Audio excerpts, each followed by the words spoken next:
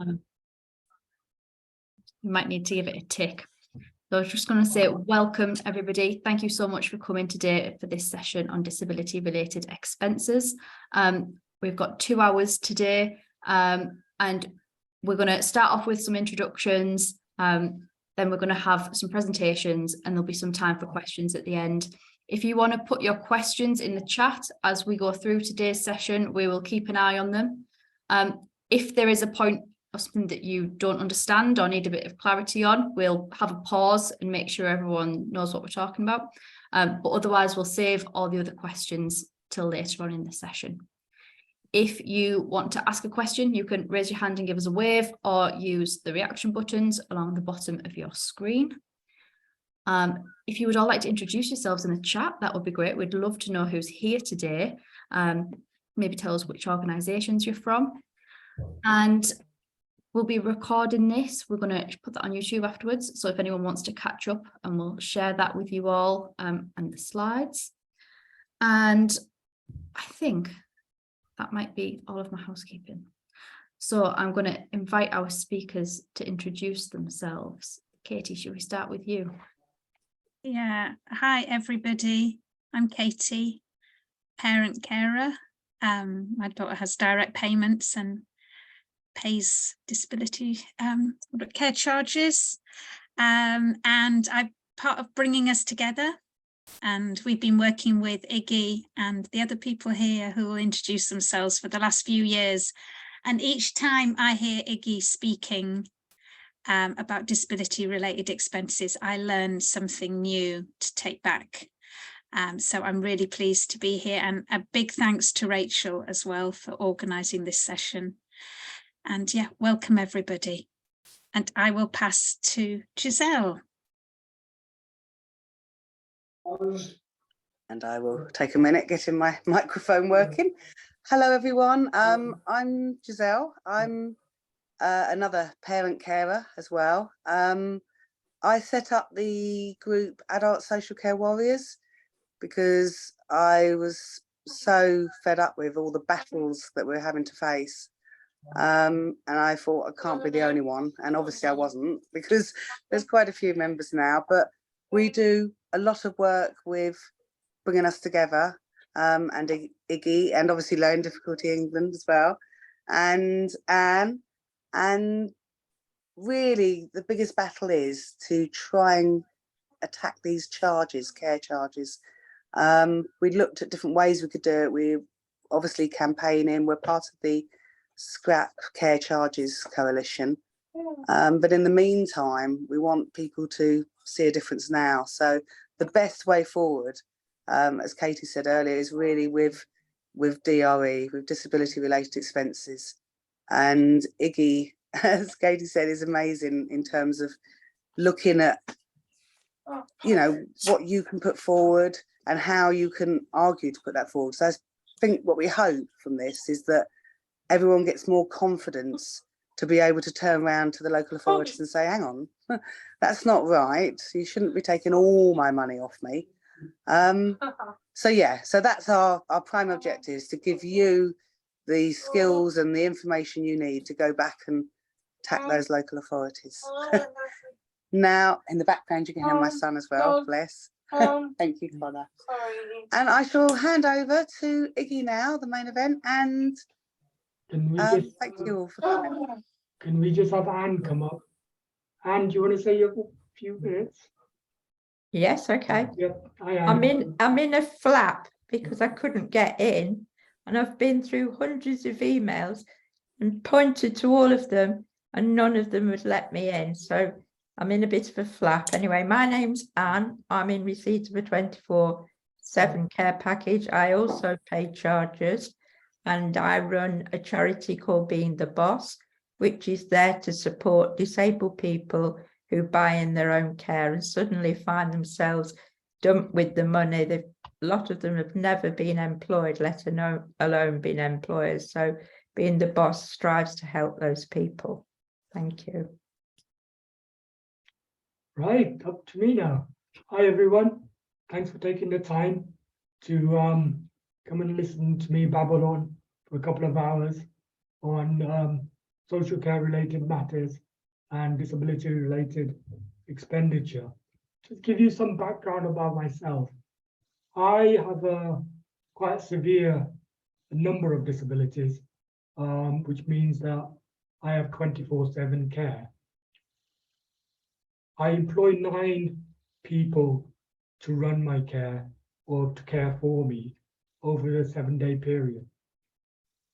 I employ them, I do all the payroll, the tax, the national insurance, and I followed through with that. Everything I've learned, I've tried to share the knowledge so that everybody can benefit. My background before my disabilities got really worse was that I was a training standards officer. I worked around the country, and I've taken 70 criminal prosecutions, all successfully in that time, all to help consumers in relation to sale of goods, supply of goods, food safety, that sort of thing. That gave me the basic understanding of how the law works.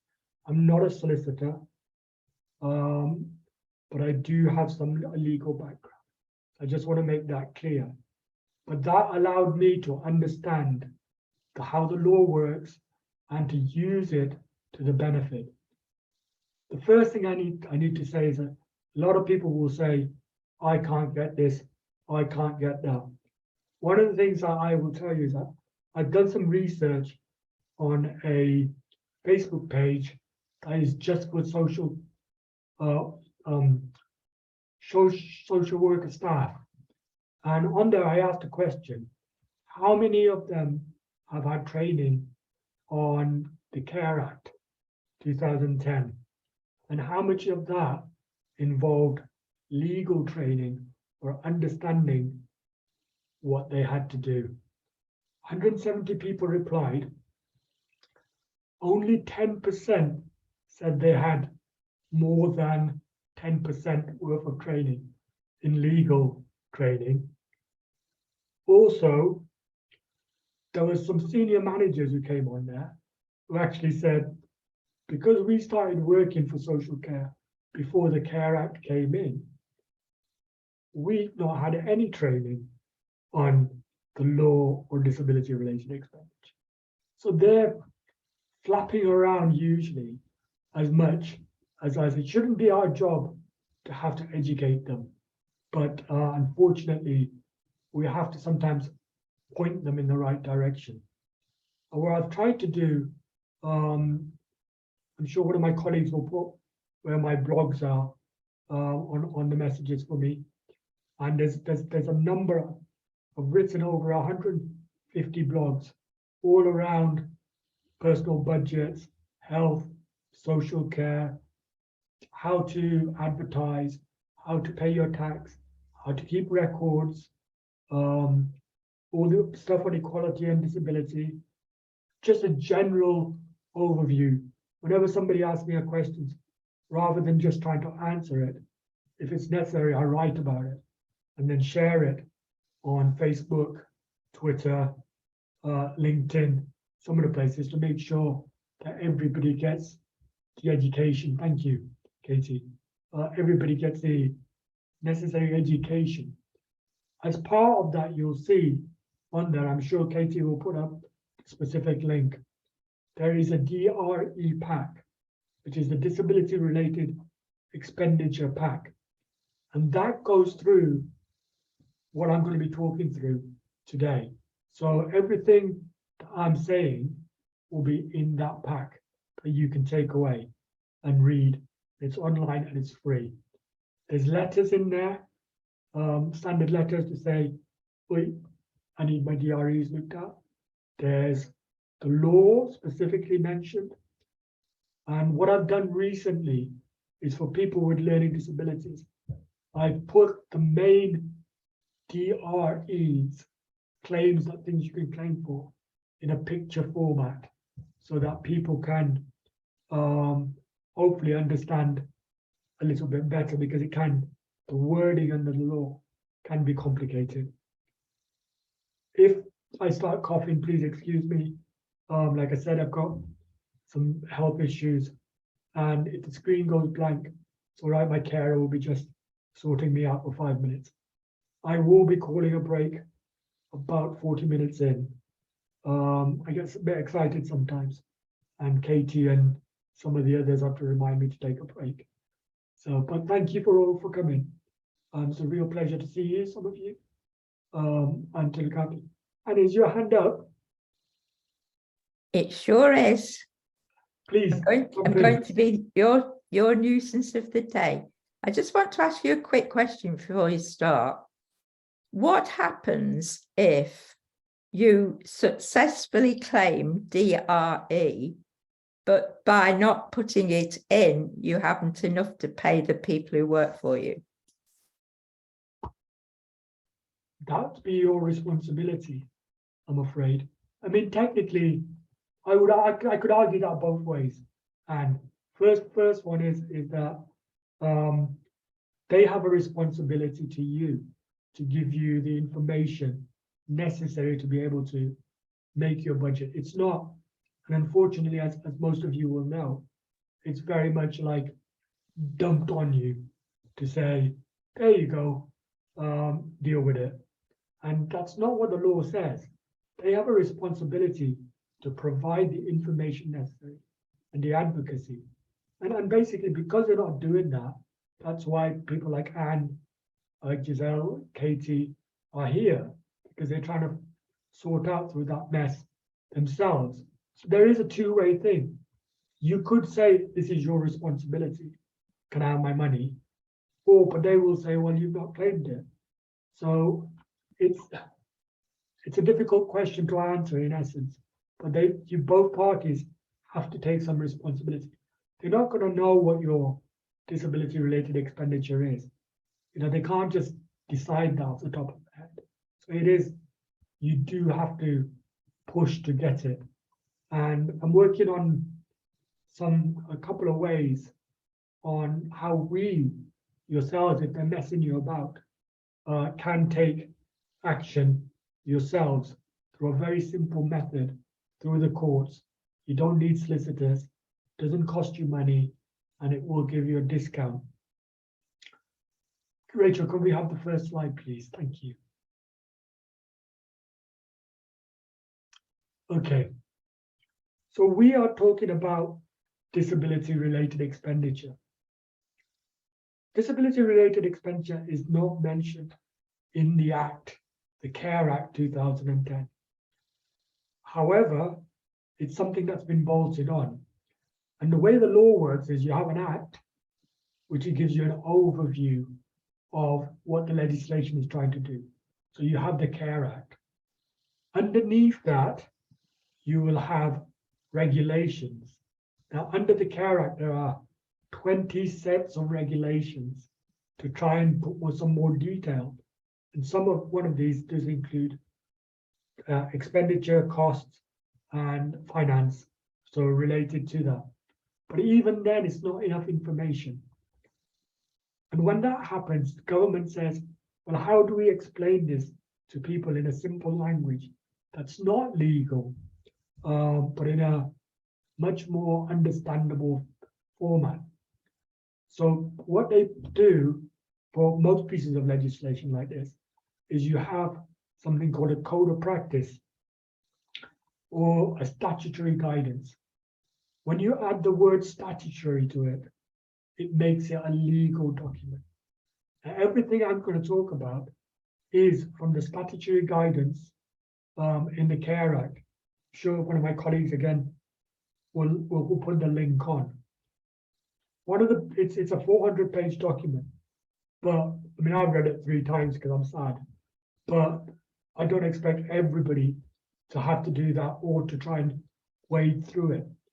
Thankfully, if you open up the page, the government page, it does have a search function, like Control, Alt, and Enter or something like that, which will pop up a box that you can type in.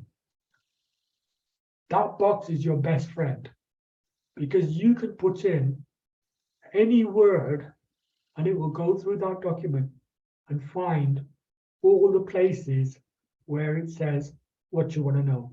This isn't just about DRE, but the whole thing about assessments, financial assessment, advocacy, all this is in this 400-page, easy to understand document that is searchable by word.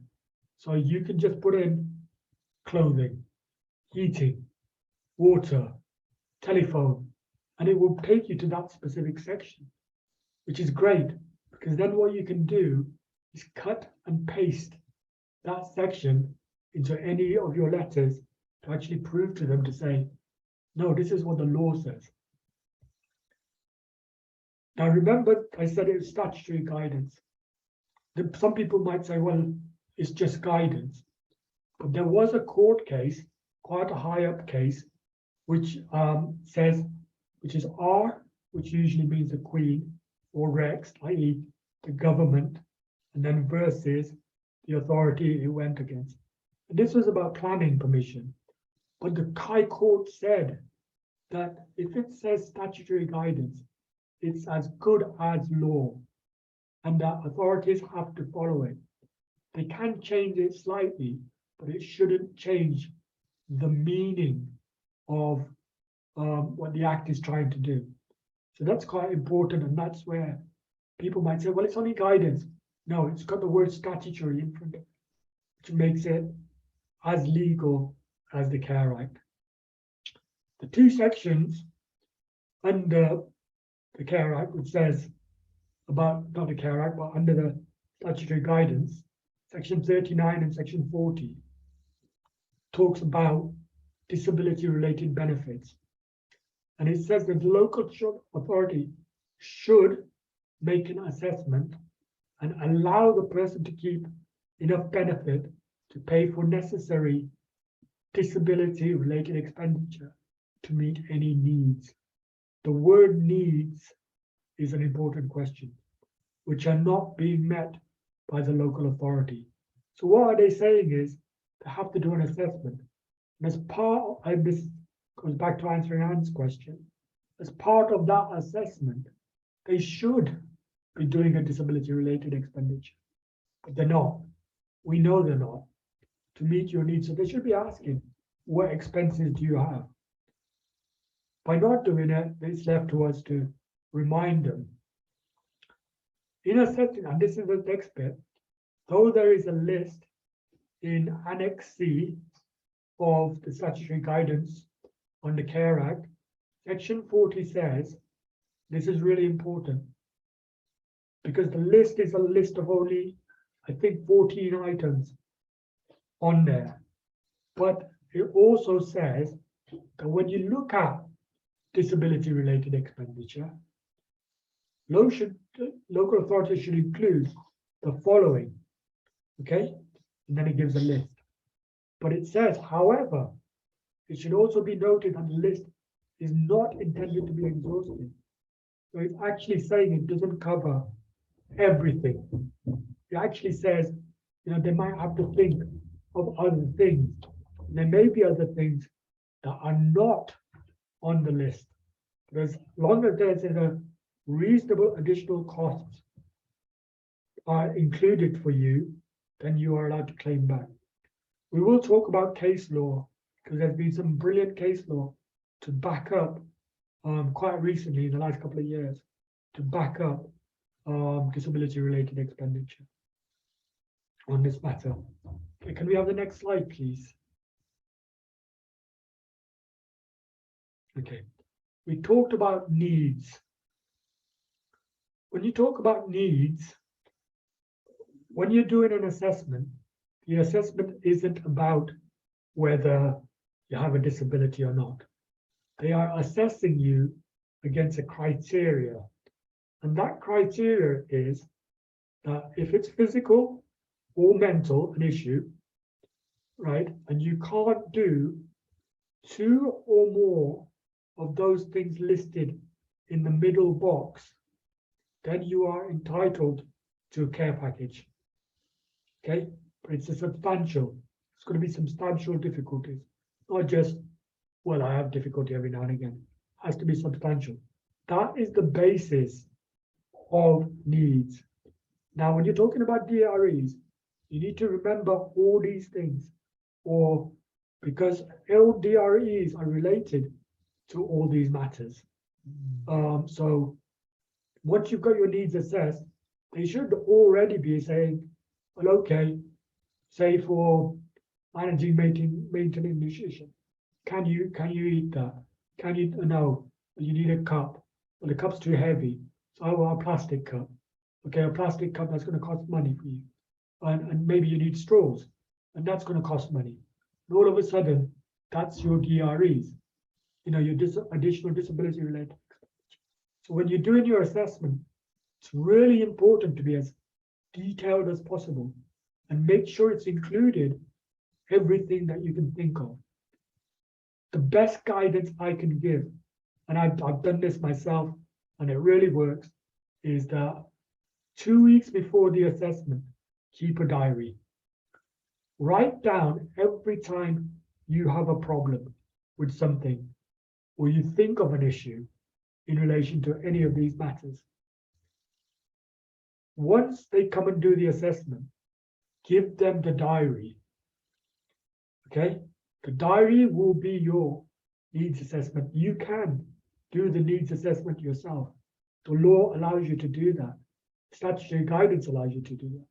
And I am asking more and more people, because of the length of times of waiting and the amount of issues you have with social care staff, not knowing what is included and isn't, but this is probably the best way of pushing it and saying, I've done my own needs assessment.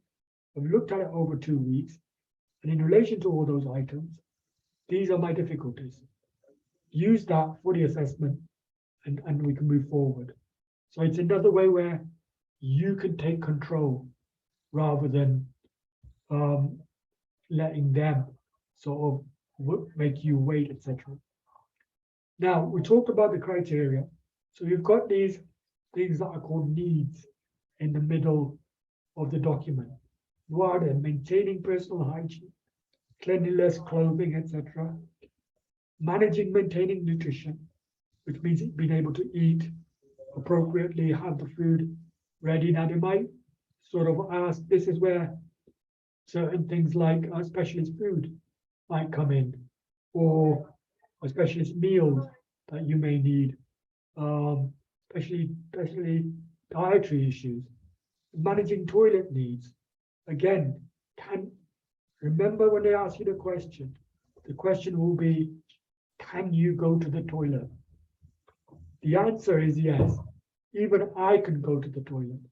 But how do I get there? And how do I get dressed and finish? And that's why I'm saying keep a diary. So when they ask you, can you go toilet? Yeah, I can go toilet. But how do you do it? Well, I'm going to need somebody to hoist me out of my chair, somebody to undress me, somebody to put me on the toilet, somebody to clean me, somebody to get me off the toilet. This is where the needs comes in. So you need to give them a much more appropriate, a lengthy, detailed description of the difficulties you have. The more you have a thorough assessment, the more likely you'll get more money at the end of the day. You've got appropriately clothed. So this might be winter, some people wearing the right clothes at the right time, some people not being able to get dressed because they can't, the clothes don't fit, or they need specially made clothes.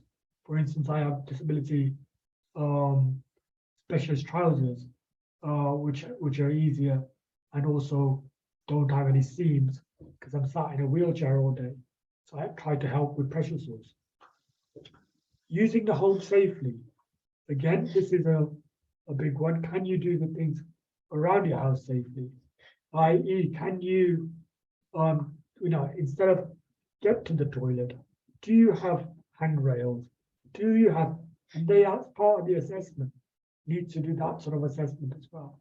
It's not enough to just say, oh, well, yeah, it's fine, the house is safe. Can you use the home safely? Can you get in and out? Can you open the doors? What about in an emergency? All these things have to be assessed and they have to provide a provision or allow you to have the money to be able to manage those things. Maintaining a habitable environment is a good one. A lot of authorities will say, we don't pay for cleaning.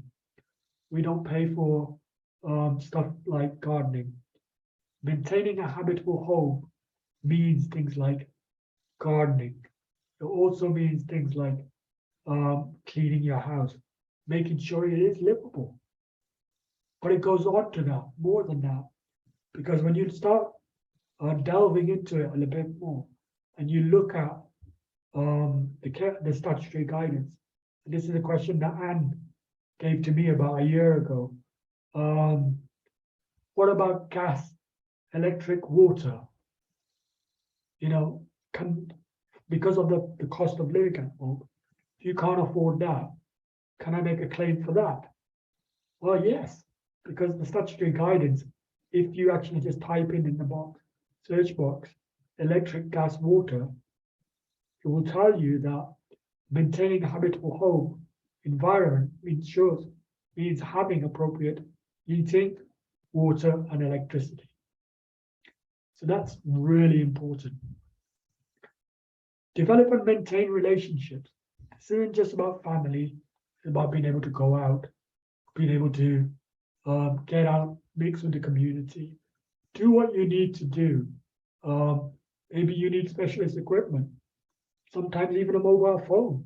We'll talk about that a bit later, to actually maintain those relationships. Because of COVID, because of the flu, you can't go out as much, but you need to maintain family relationships. It's good for your health, and you are entitled to that. Again, if you want to work, and you are allowed to work, they're not allowed to take the money that you earn from working into account. For a lot of people don't know this, in relation to your budget. So anything you earn is yours. They can't take that. So if you have a part-time job, or you do some voluntary work and you get paid for it, then obviously that's your money. They can't touch it. They can't say, well, you're getting extra £500. If you're worried about your other benefits, if you're on ESA, PIP doesn't count anyway, but if you're on ESA, or employment support allowance, which most disabled people tend to be on, you are allowed to earn, believe it or not, up to £152 a week without it affecting your benefits. There is a form online that you can fill in. So 100, that's quite a substantial amount. I do advocacy privately through Halo Wavell Tech, but I don't tend to charge people because I feel I've got enough that I need. So generally, any money I do get paid usually by businesses. I don't charge individuals or small charitable organizations, large councils, NHS, if they need my expertise. Then I do charge them and somehow put that money back into the community any way I can. So we've got engage work, education. So if you want to go on a course in the evening, do any training, or even go to voluntary. So say you want to work in a shop for a few hours or in a cafe, if you've got the opportunity to do that. Then, transportation, back and forth there. If you haven't got transportation, then they're entitled to pay for that. If you go into day center, they should be paying for that. However, there is a proviso. If you're getting PIP, you're not entitled to any money for transportation unless the amount it costs you is more than what PIP is. Okay, so if you get average wage at £300 a month for PIP, and you have, because of your specialist needs, like I have a wheelchair accessible vehicle, which is a van, which is quite costly and expensive. All my money goes on getting that vehicle. I don't have any money left for fuel. Okay, so what I do is I claim the disability and the disability related expenditure for the fuel to use that vehicle. And if when you come down to the specific sections, you will actually see that it actually says that in the legislation, in the statutory guidance, that if the PIP is given, that the travel component isn't part of the financial assessment, but you should be using that. However, if the cost of the vehicle or your needs are greater than the amount you're getting, then it is a disability related expenditure. A lot of people don't miss out on that one. Access to local facilities, it's just to go out, do what you want to do, get out, enjoy yourself, because you have the opportunity, because you can't necessarily do that because of your disabilities. You may need help. I need a carer to drive me to places, to make sure I can get to the toilet, those sort of things. So that should be part of your budget. A lot of people say, well, it doesn't leave me a lot of money to go out and do stuff. Well, the law says that it should. You're not, a disabled person shouldn't be locked up at home, just sitting looking out the window. They should have the money. The government should provide it to actually get you out to enjoy the local facilities. Go out and have a life with friends, relatives, that sort of thing. You've also got managing parent responsibility, which is again a good one for carers or for parents of disabled children. They should also do an assessment if you're looking after somebody for the carer. Okay? The carers are entitled to their own assessment to make sure they can manage. And within that, it's trying to ensure, and again, we'll cover a case on this, quite a recent one, that carers' costs are included for respite and holidays. You are entitled for the authority to pay for those. Just one point to bear in mind, I am talking about social care, not health. If you have a personal budget in health, because all your money because it says that it should cover health and social care, you should have sufficient money in your budget.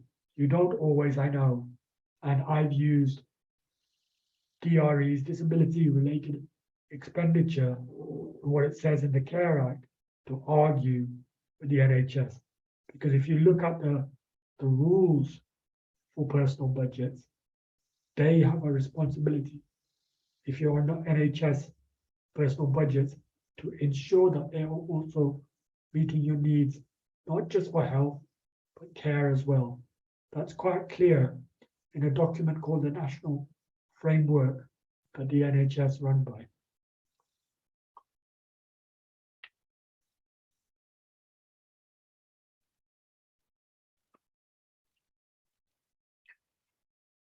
As you'll see, on the outside, you have something called well-being. A lot of people, a lot of organizations think it's well-being's about feeling good, feeling nice, but you're okay. It's not. The Care Act, Section 1, the first section, actually says that the principles of meeting needs and social care is to promote the well-being of individuals. So that means they give specific guidance and a list of items. So things like dignity, okay, physical and mental health, protecting, safeguarding, day-to-day control. You've got that. You can contribute to society. Living accommodation is suitable. Again, we've got the development economics. You've also got one in there that a lot of authorities seem to forget, and that's a socio-economic well-being. And now what that means is you having enough money to do what you need to do. So it's there in the Care Act that they should be providing. And also, again, obviously participation in work, education and training. When social workers do your assessment, what they should be doing is looking at your needs and then saying, so for instance, managing toilet needs. We've had issues where people say, well, use a pad. well, yeah, I can at night, but that affects my well-being of personal dignity. So all of a sudden, the principles, the reasoning behind it also affects my physical and mental health. Nobody wants to feel like that. So you can use the well-being principles to check against the needs to make sure that they're being met. A lot of authorities just ignore well-being, but it's Section 1 of the Care Act. So it's actually saying everything in the Care Act is based on ensuring that people have these basic principles, and they're very strong and to use them. So it's not just saying, well, getting dressed appropriately. Now you have to consider my dignity. You can't just leave me here soiled or whatever. You can't treat me in such a way that I don't feel well or I just have to sit around. I'm entitled to these things. This is law. This is the law of the country. One of the biggest issues I always say is people stop following the law. And unfortunately, we've got members of the government and MPs who tend to try and push away the rules and regulations. We just get to anarchy. We end up in a situation where people are not getting the care and the help that they need. Could we have the next slide, please? Okay, this might seem a bit complicated, but it's just a mind map, which helps me to just remember all the different points, etc. All these things, though, these are just notes. There's more specific detail in the notes and the guidance. And my alarm's just gone off, so I'm just going to take a 5-10 minute break, and then we'll come back. Just give me a chance to rest my voice. Everybody all right with that? Okay, thank you. Thanks, Iggy. If anyone wants to knock the camera off and go and get themselves a cup of coffee, that's absolutely not a problem. If you've got questions so far that you want to put in the chat, I'll try and keep them all collected, and I will come to them after Iggy's talked about this next section. Thanks, everyone.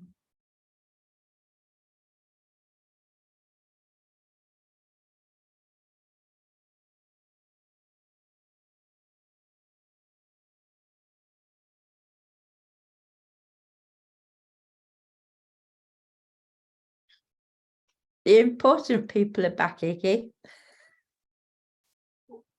We've all heard this. The people that need to hear it. Should we start, Rachel, or I think so. You're getting lots of thumbs up. can you put the Yes. slide back up, please?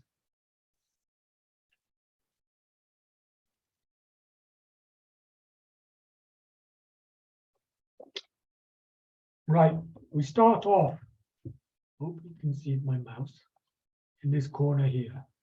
A mind map is just a quick way of representing lots of information with pictures that helps you remember things. Like I said, you've got a copy of this anyway, but don't worry too much because every single thing is in the notes that you can access for free from the my blog posts. What I want to talk about is, like, when it comes to disability related expenditure, some items that like gas, electricity, how much are we going to get back? How is that worked out? Well, there's this shadowy organization called the National Association of Financial Officers, and they come out of nowhere and have decided that we are going to make up some rules about what you can, you can't claim for. We're doing a lot of work on this with some of our colleagues. Cascada and Don O'Neill are looking at challenging the National Association because their maths doesn't make sense. The biggest issue for us is one of the things that happened is that what more and more increasingly, instead of social workers making decisions, financial officers are now making decisions. Financial officers don't even take or understand the law into consideration. I've spoken to numerous of them. They've never heard of DREs. They've never heard. They just go back by what they're told. So a lot of information they have, we're trying to say to these people, you can't talk to them. They've got a website, but no way of contacting them. Some of my colleagues have 1 year have tried, asked for responses, but not really received anything satisfactory. The challenges are being made.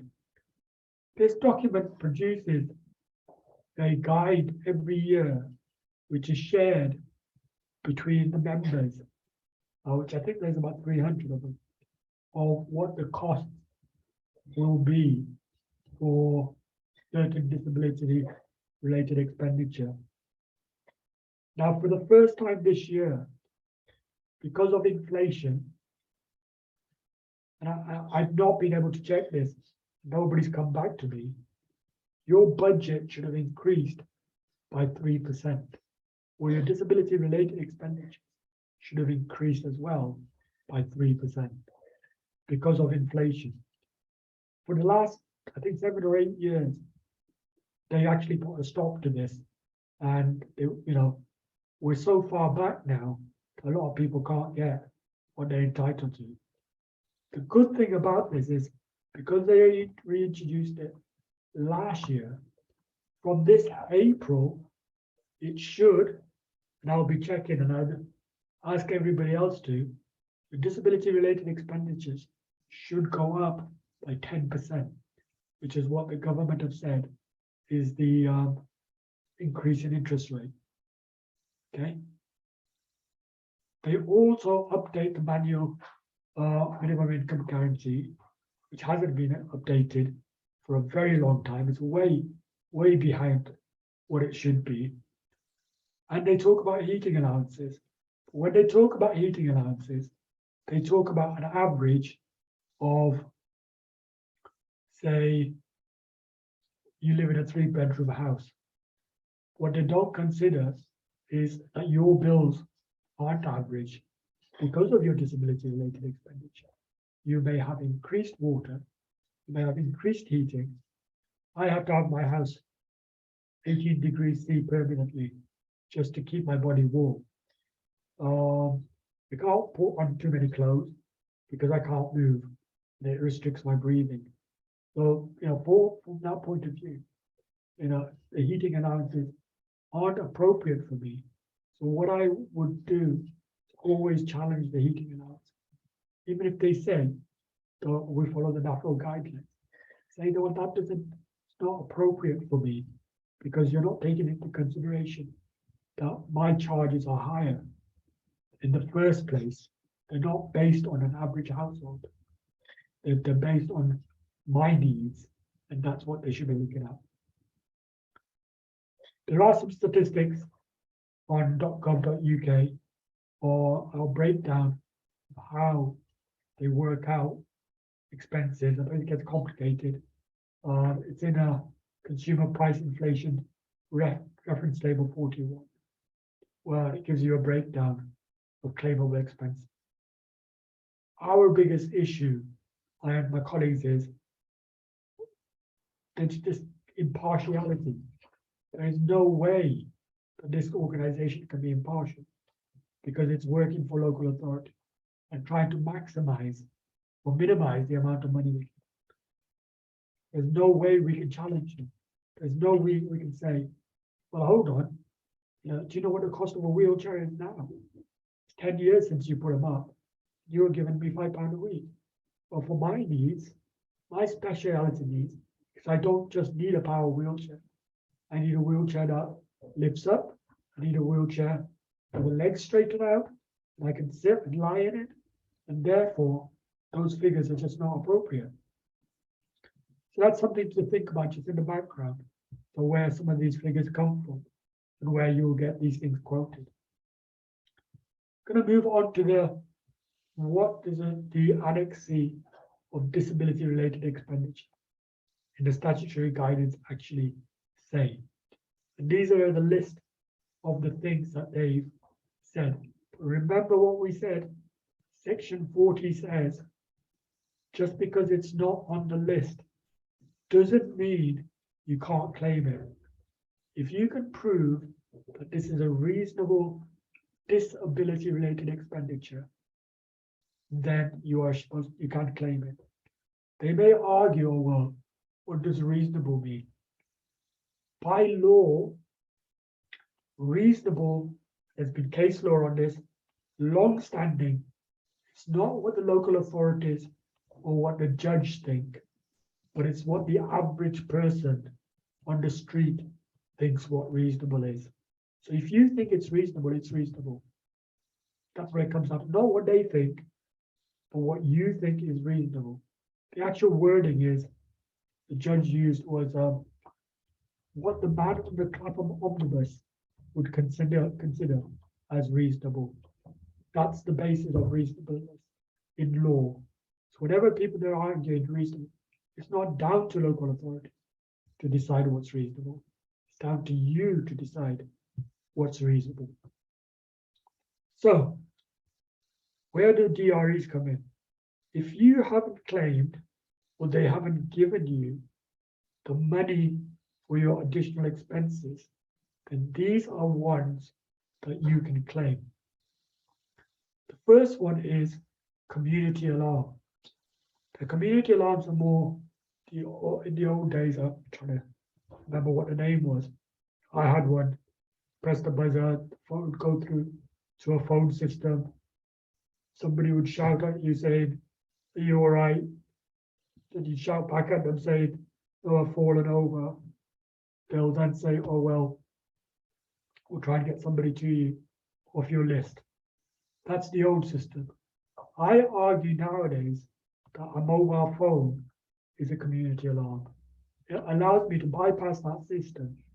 And what it does is I can contact people directly because I have it with me all the time. And I can just phone. It gets a lot quicker and much more reasonable, possibly cheaper than having a community alarm system. So you can argue it in different ways. It talks about private care and respite.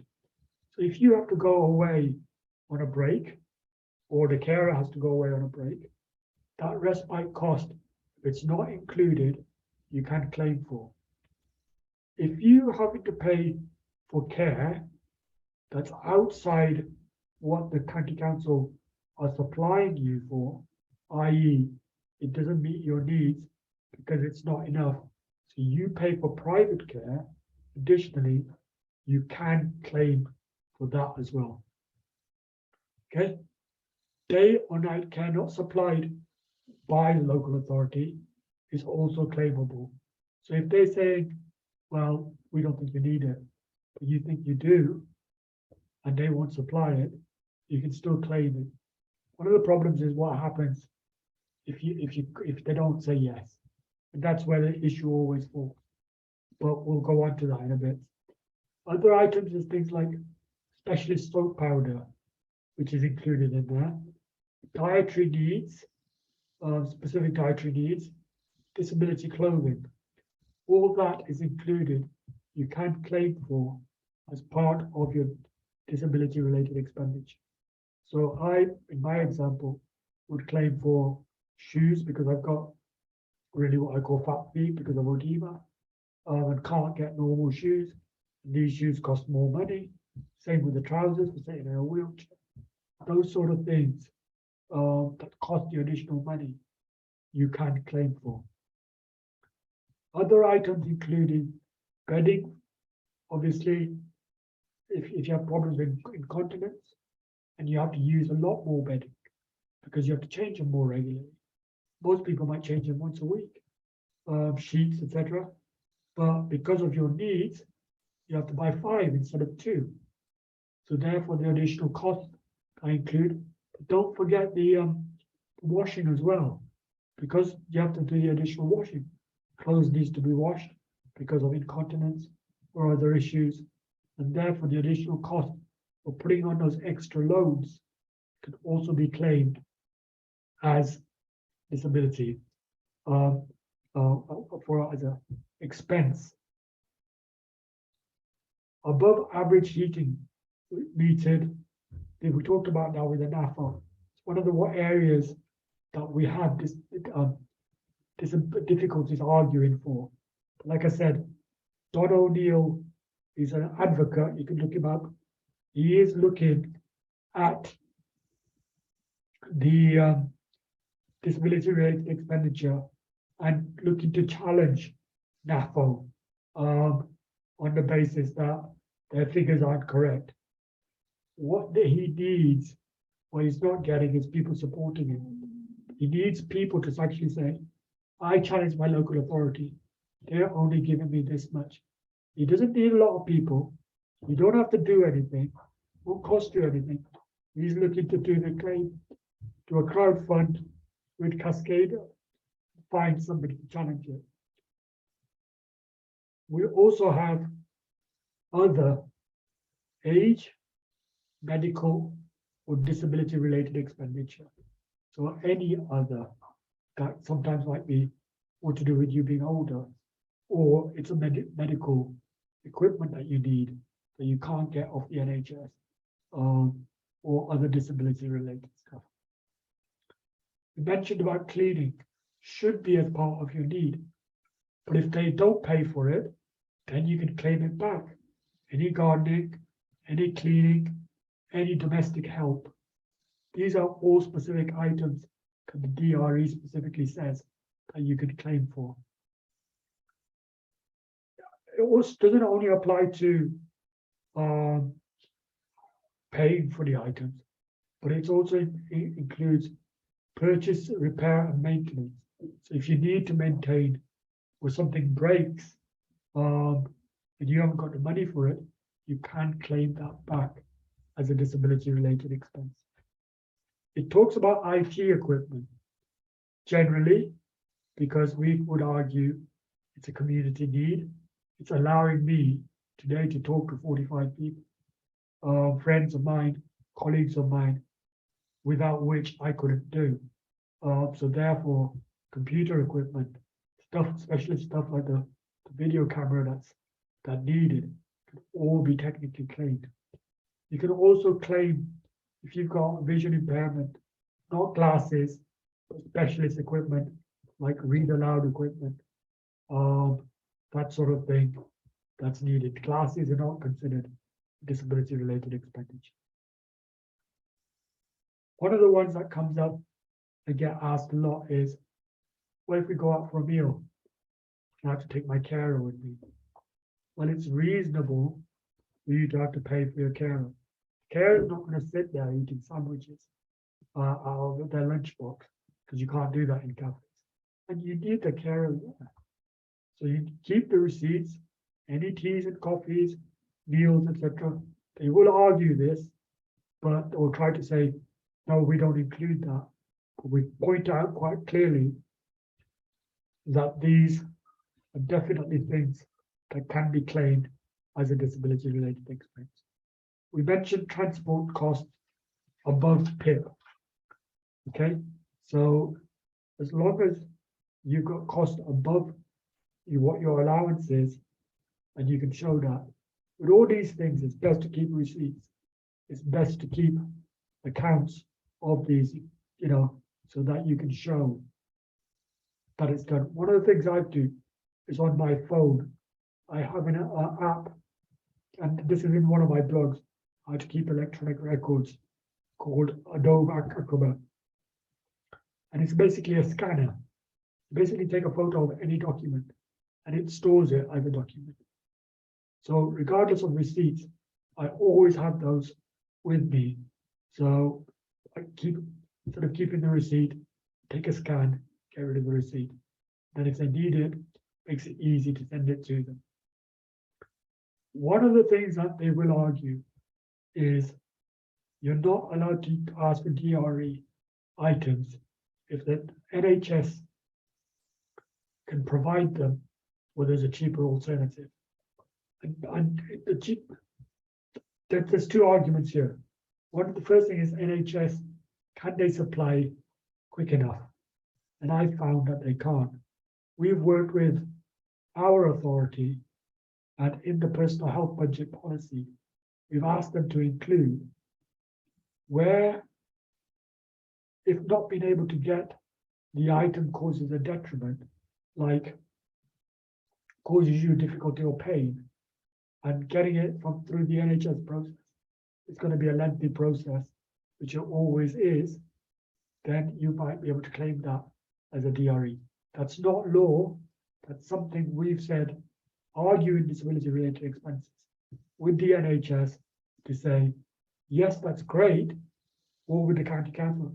It is available through the NHS. It's going to take me 6 months to get it, but I need it now because I'm in pain. I need a bed or a hoist or a specialist wheelchair cushion now. You can't expect me to suffer for 6 months. So we would argue it on that basis. The one thing they will say is, and some people could get away with this, and if you can't, good for you. People would say, I want an iPad or I want an iPhone. It's not that easy. At the end of the day, there is limited funding. So they say if there's an alternative cheaper. So if you get an Android phone or an Android pad, a Windows pad, that is cheaper. Unless the iPad has got something specific app or usability that works for you, then you can argue, no, I definitely need an iPad. But generally, I try to accept alternatives if they are suitable. Don't just accept them because that's the best I can get. Do they meet your needs? It's very important. Okay. I'm just going to take a 5-minute break now, and then we'll talk about case law.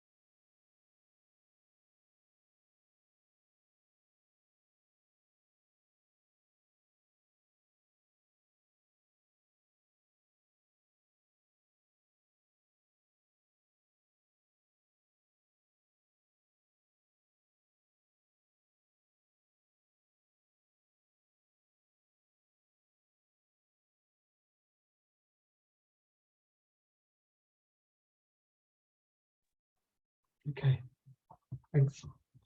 Somebody's got a question up, can the cost of a holiday be claimed? Not for the person, because you're expected to pay for your own holiday. But you can claim for the additional, for your carers bit, for the carers meals, for fuel, if it's not included at all. Those things can be included. So I booked a holiday first time in 10 years, finally after arguing. They've actually given me some money. So I'm paying my share of accommodation for the carers. Will be getting theirs free, and all their expenses should be covered. But anything but for there is a case, I know Giselle has put it on there specifically about carers, family carers, and additional carers. And it's the Suffolk case. There's two more important ones. There's a Norfolk case and a Suffolk case. The Norfolk case is basically about disability-related expenditure.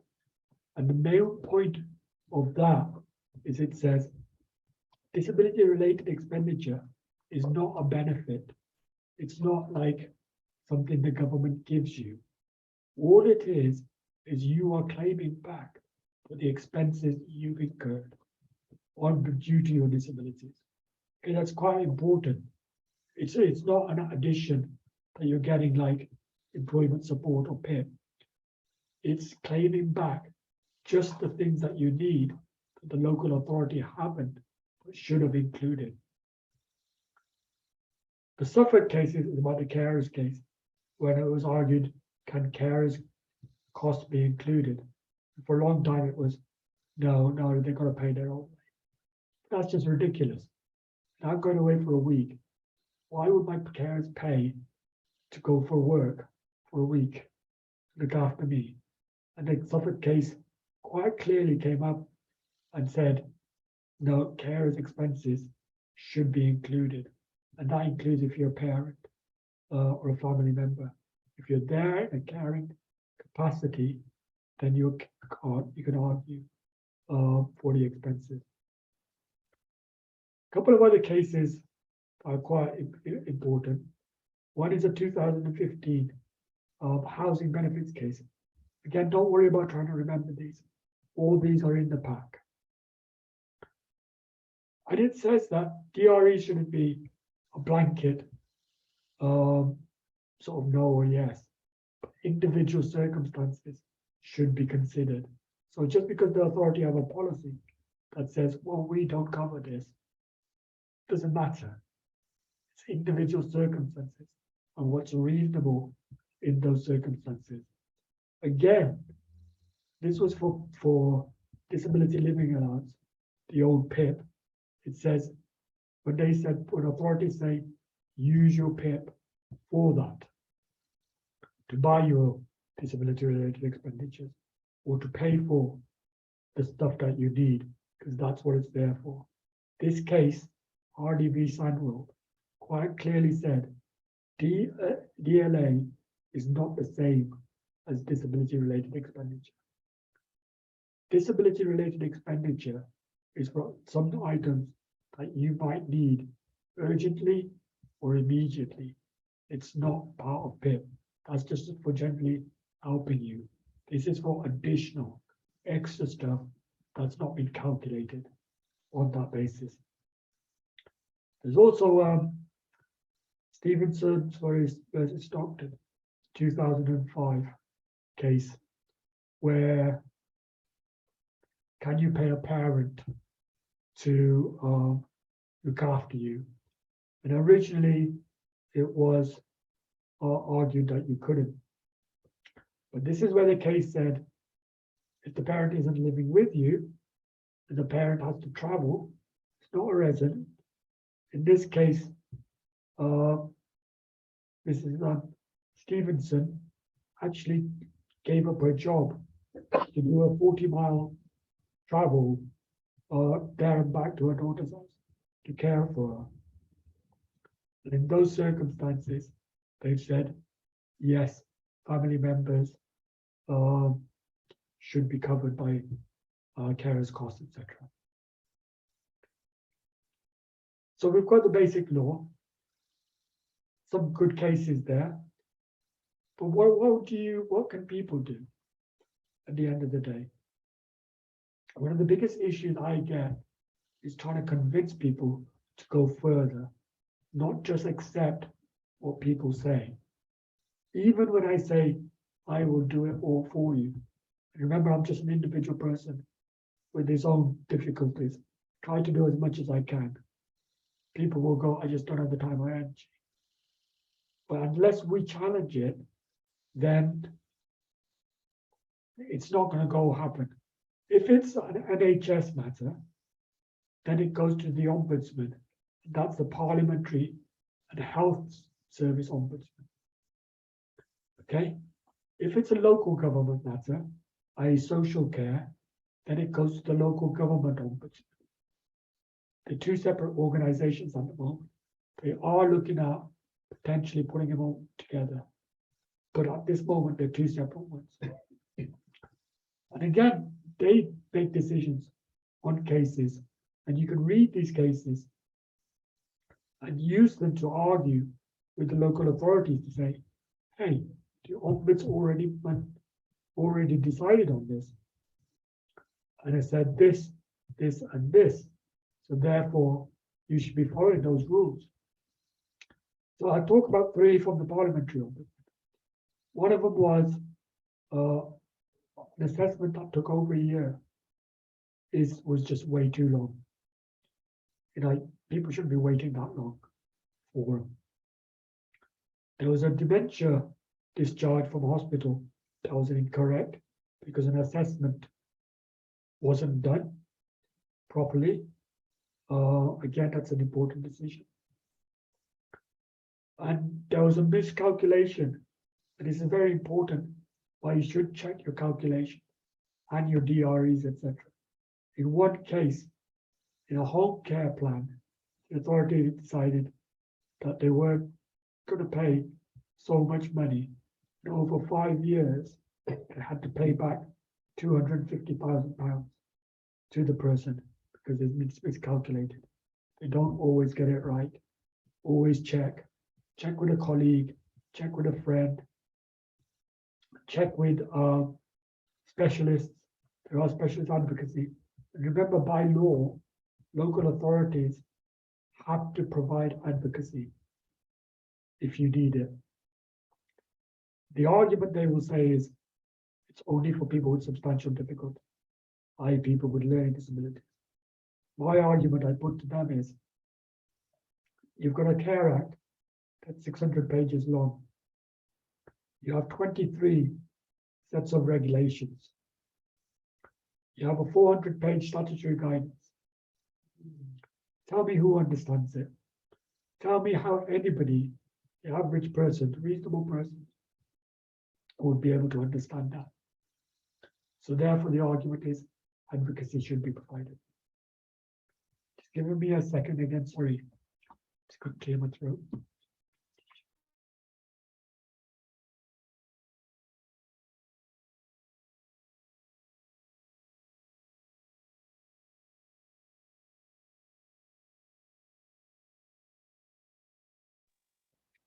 Just to say to everyone, we've been trying to put some of the links that Iggy's been saying into the chat, and I think Rachel they'll get copies of that, will they? That will come through. Yeah, I'll send everything out after the session, including all the links. Oh, smashing, that's great. You can have a good look through. Oh, hello, Iggy. Hi. Okay, let's talk about some of the cases that the local government, specifically about social care, has looked at. There was a person who had Tourette's, PTSD, mental impairment, the Cambridge case.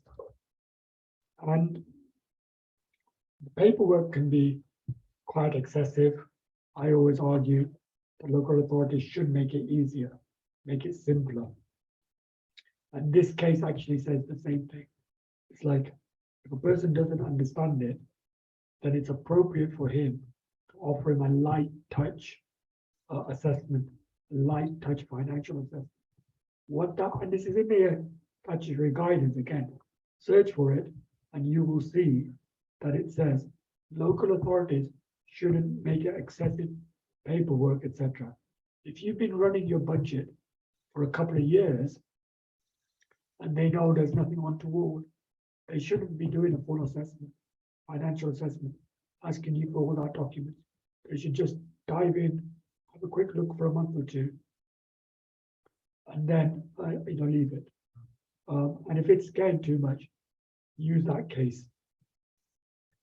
Bedfordshire was told that they had to provide clear benefits advice regarding disability-related expenditure. You'll find most authorities have one or two cases against them.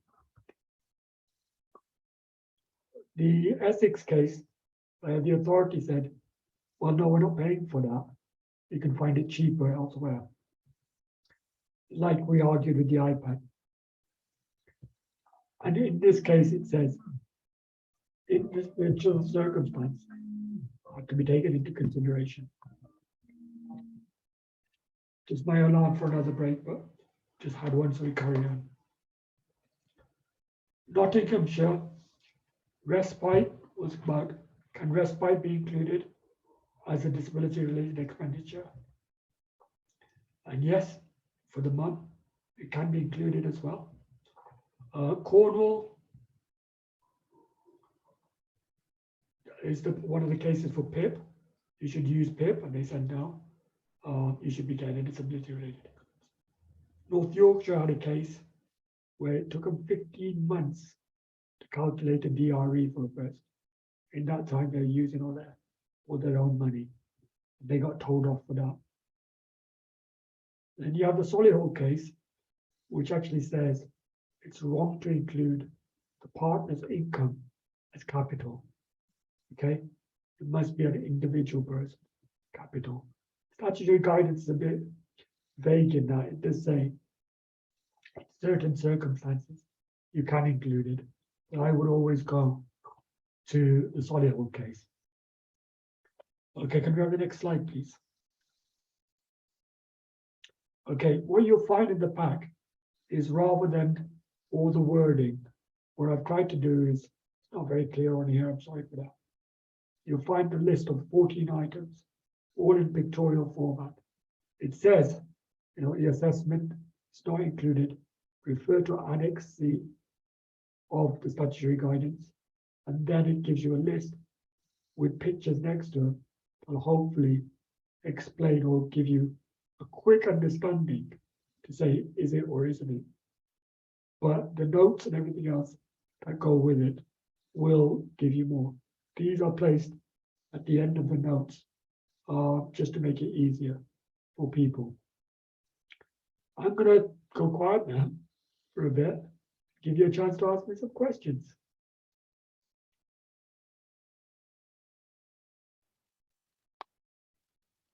Anybody? I don't know if people want to put their hands up, but there are quite a lot in the chat. I collected some of them.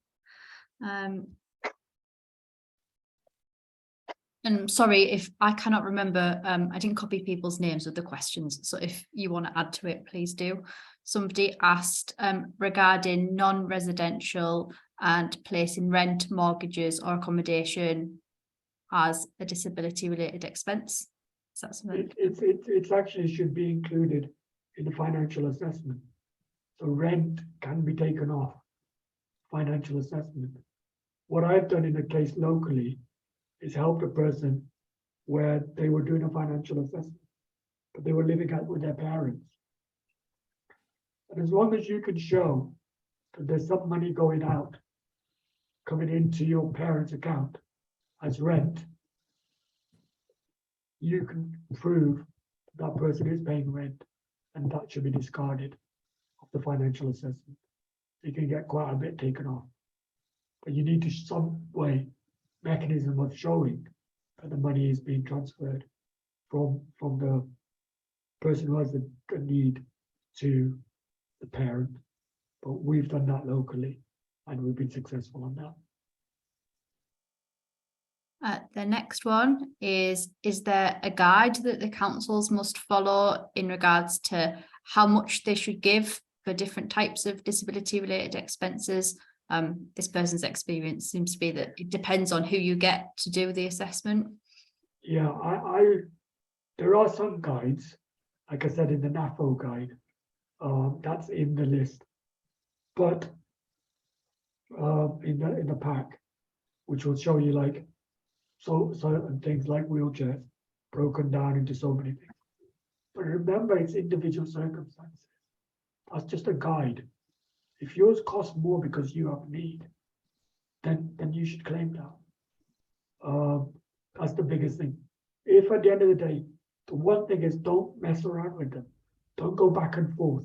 Put your claim in. And if they don't come back within a reasonable time frame, say a month, go straight to the ombudsman. Go straight to all let them know that you will do that. And that's what they mess people around a lot and get tired in the back and forth. Ombudsman usually say, we'll only look at cases after the local authority has finished the matter. But we will always say, when you write to the local authority, say, you've got a month. If you haven't dealt with this in a month, I will take it that you're not looking at it. And I'll be going to the ombudsman. So you put the pressure on them. The ombudsman can and will, on opportunities, write to the councils, which can give them a bit of a push.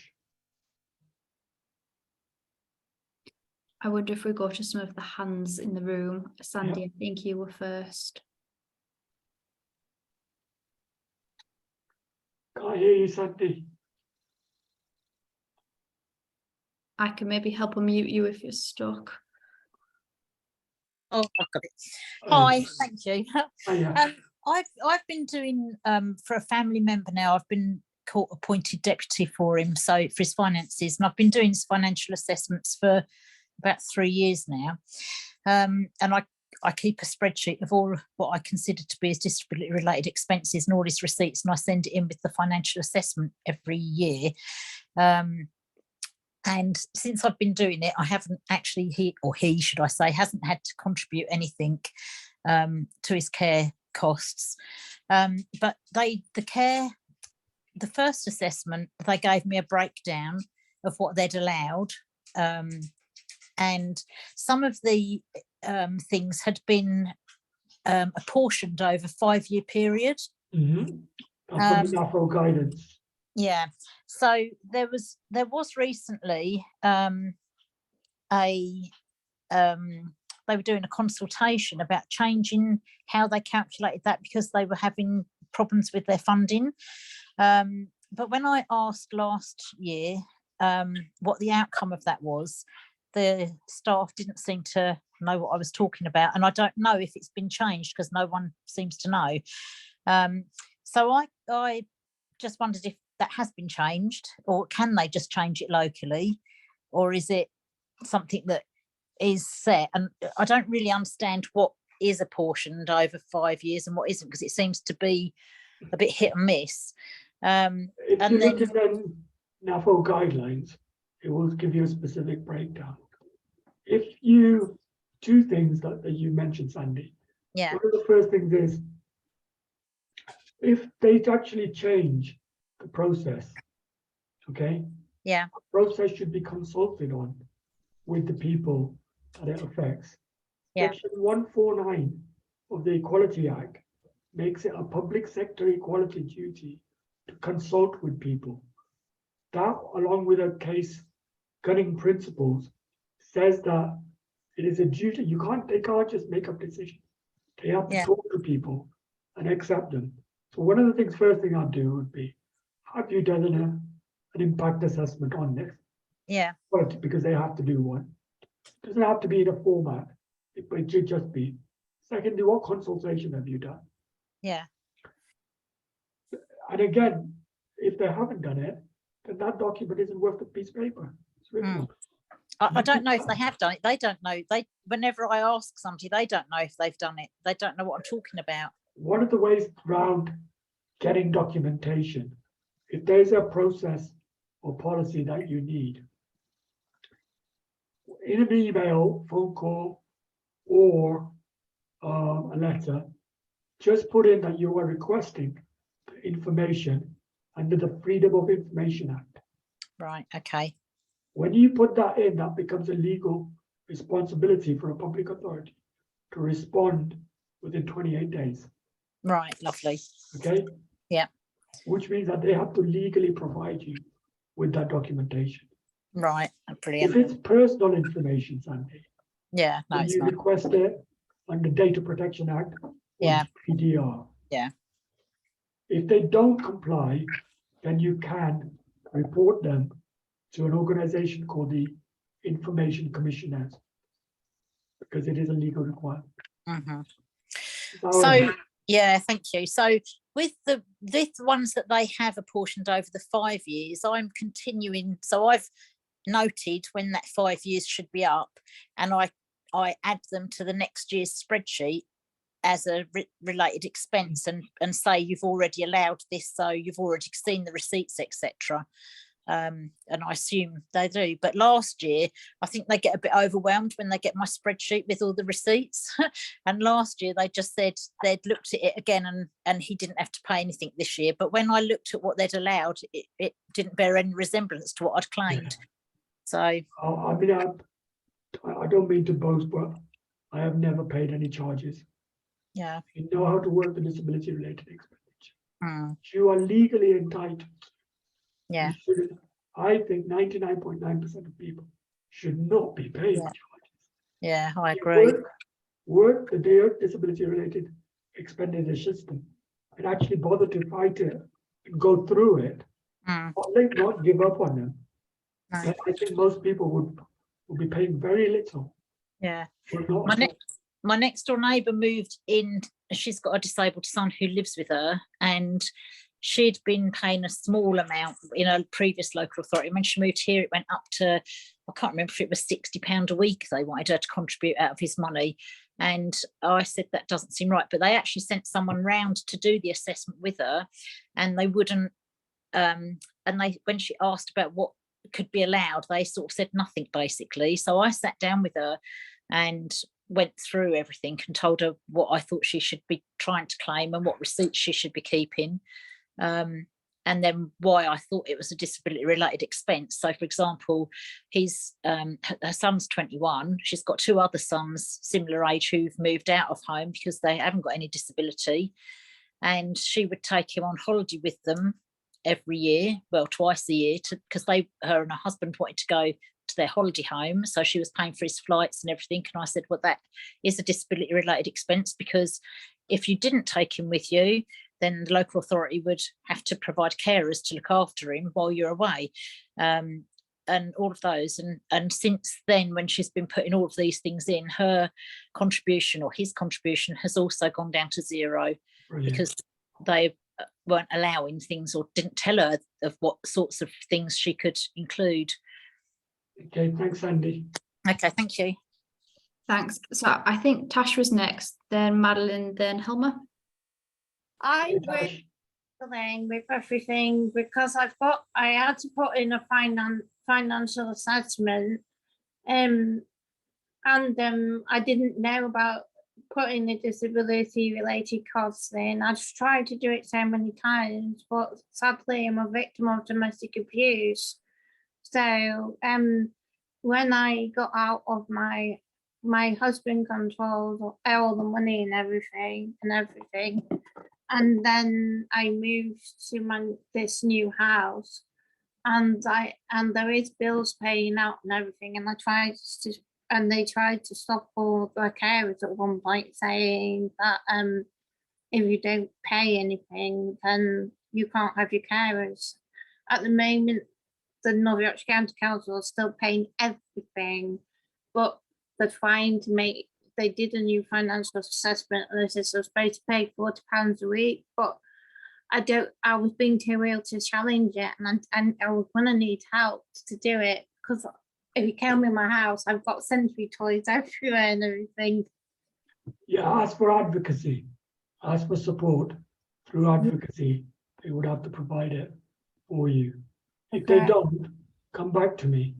I I'm don't know. always willing to write Right. letters to put pressure on Who's- local authorities.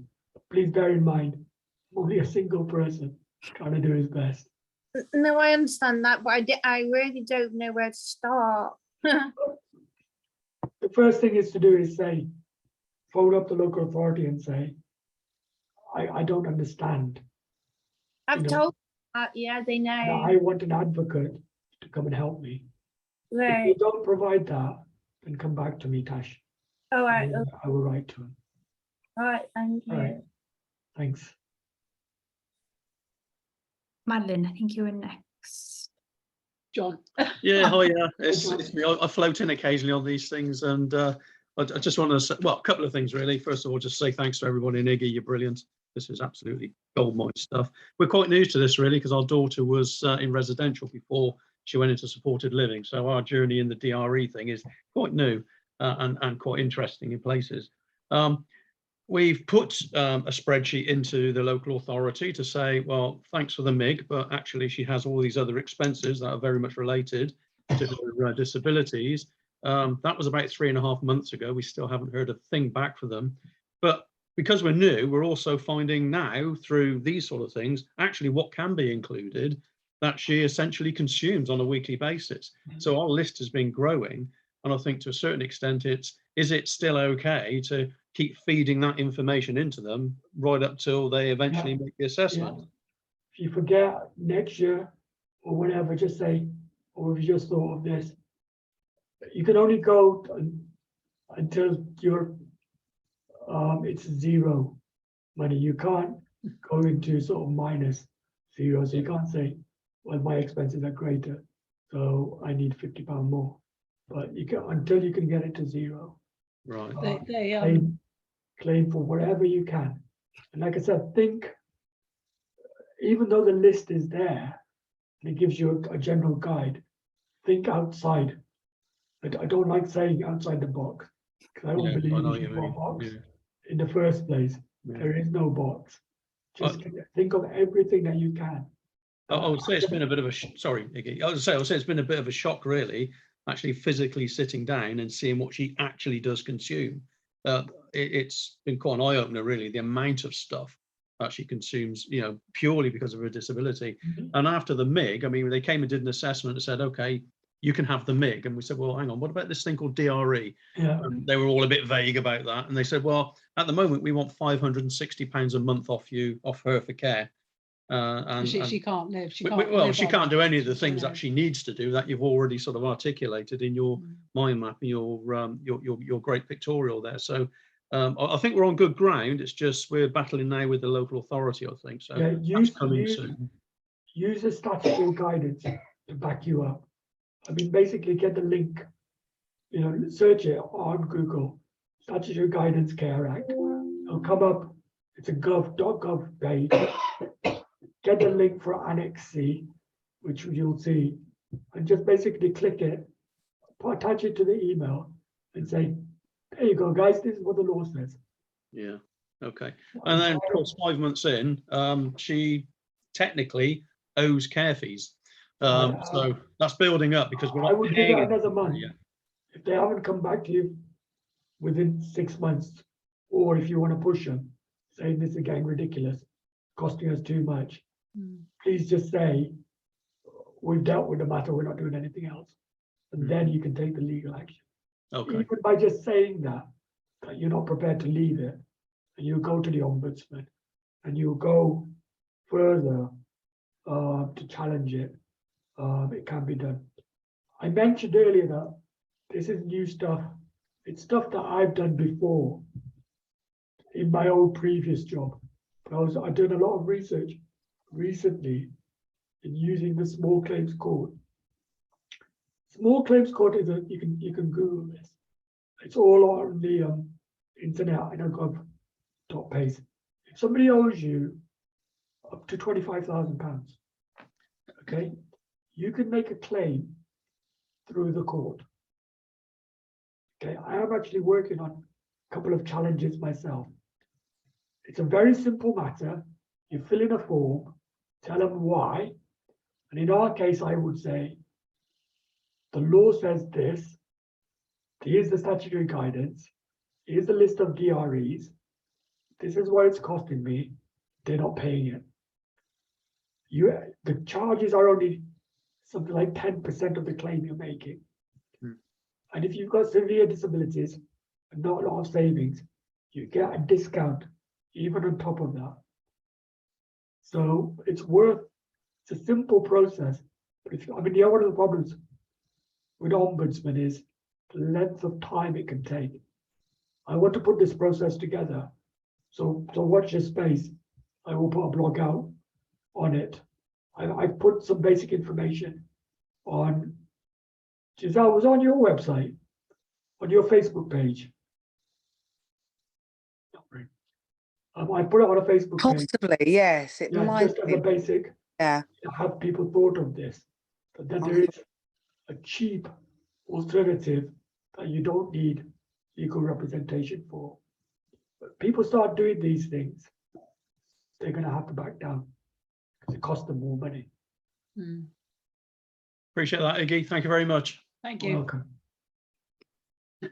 Helma, if we come to you next, then Gillian, then we'll go back to the chat. Yes, two things really. My son, he lives at home with me, and he had to pay £100 at one assessment, and eventually I got it reassessed. It took a long time to get it, and now he's down to something like £20 a week, whereas I'm still trying to get the money. It was backdated, but I haven't got that money, so I'm not quite sure how to sort of really force them to pay it back to How him. long's it been, Helma? Sorry? How long's it been? Oh, the reassessment was last year, sometime in April, I I think. would go. And then it was backdated, so he's getting, it's quite a good amount he's meant to get back. But I'm sort of stuck, you know, I've written emails and all of that, but it doesn't seem to go anywhere much. Yeah, I mean, the next step would be go straight to the Ombudsman. Yeah, Look, I mean, write to him one final time, basically saying, if I don't get a response or the money back within 14 days, yeah. I'm going to go to the Ombudsman. Yeah, great, thanks. And the second thing is, I've been the rent, because my son lives at home. He has got his bedroom, bathroom separate from me. He does have meals with me, and I've written a contract, and I've had a witness to state it, and we went through all the. But how to? You said you have to sort of prove it, because they say, "Oh no, he's living at home." That doesn't work. What I would do is, just over a few months, I would make sure that from his account, there's money transferred into your account. Oh yes, and he pays. He But that's pays fine. If the he's same doing that, amount then all the time. send them the back statements. He's got a cleaner for his room Yeah. and the bathroom upstairs. He Send lives them the upstairs. Yeah. statements. Okay, and Invoices. try again. Yeah. And then if they're not paying, mention that to the Ombudsman. Yeah. Yes. Okay. Well, that's basically it. Thank you. Thank you. Did we go to Gillian next? Yes, I'm sorry. I think something's happened to the camera. It's gone off altogether. We can hear you. My daughter is in a respite centre with a view. She was going to go into a supported living placement that's fallen through because they can't get appropriate staff, and they've now found a residential setting. It's only for 3 ladies, so hopefully that will work. But the last conversation I had with the social worker was that this company have got their own car at the place, so she won't need to have a mobility vehicle. She's not had one, but she has been given the allowance, the upper limit, and she said that she'll be able to use that money to supplement the £25 or whatever it is that she's left with from making her contributions. Now she does have really bad psoriasis, so she has to have sodium lauryl sulfate free products, extra things for the bath. She tears clothing, so she's always wanting more clothing. So can you advise on that, please? Oh, and also she's had to pay for meals out with staff when she's gone out for meals. Again, through the notes and everything that's included, most of those things would be included as disability-related expenditure. Right. If she's in supported living. As long as it is supported living and not county council are providing a care facility for her. With regarding to the vehicle, they can't count the fuel money as an expense anyway in their calculation. She can use that. She doesn't need it. She can just use it how she wants. Right. Okay. All right. Thank you. Thanks, Gillian. Thank you. We had a question in the chat. It said, I recently asked for the continuing healthcare DRE policy and they don't have one. They did send me their fairness and equity policy, but that didn't reflect the Care Act. If you look at their policy, usually when they put a policy together, the first thing that they'll do or should do is list all the relevant pieces of legislation that applies. DREs don't exist under National Health Service because they are meant to provide those anyway. Local authorities can, because of the way the legislation is, can get away with going, oops, we forgot. So therefore you can claim it. Under the health, they don't have that opportunity. All expenses that you require on your personal health budget should include everything that you need. A lot of authorities will argue, well, because it's health, we only cover health costs. But again, I mentioned earlier, you need to look at a document called the National Framework for Continuing Healthcare. And within that, it quite clearly says that they are responsible for all health and care costs. So if there is a related care cost, they should be supplying it before anyway, as part of your needs assessment. You shouldn't need to do a DRE. So I would argue it, well, you've not considered these needs as part of my assessment. And therefore, that's what the money I need for. Don't go down the DRE road because they'll go, it's not there. But they still have to, by law, comply with the CARE Act, which actually mentions it. But the CARE Act is specifically for social care. So it does have an effect on it, but I would stick to saying, this is just my normal need and the health. Hope that helps. And I think that might be all of the questions out of the chat have been answered one way or another. If anyone has any other questions, now is your chance. I mean, don't forget, I mean, if you follow places like Giselle or Anne, or even Katie, that are bringing us together, if you go, I mean, I've got my own website and I've got the information on blog, but I come on these sites on Facebook all the time. So if you have a question, and if I've got the time when I see it, I will respond to it, try to give you a full answer. Where I can't, and if I've got the capacity, I will try and help further by saying, well, if you can't do it, I tend to try to work on the basis of education, to educate people to take responsibility and do it themselves. But I know there are circumstances where it's just too difficult because of people's disabilities. And wherever I can, I will try and assist. I just can't guarantee it. I hope that was useful.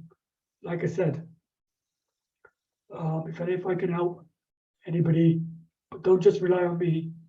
Like I said, there's a community of us, you know, and then work with the community and empower yourselves, because by more people working together, you know, you can get knowledge and experience from that. One of the things I always say, every area should have a group, a disability group that you can just attend, talk to, and through that we can get much more power to make things happen.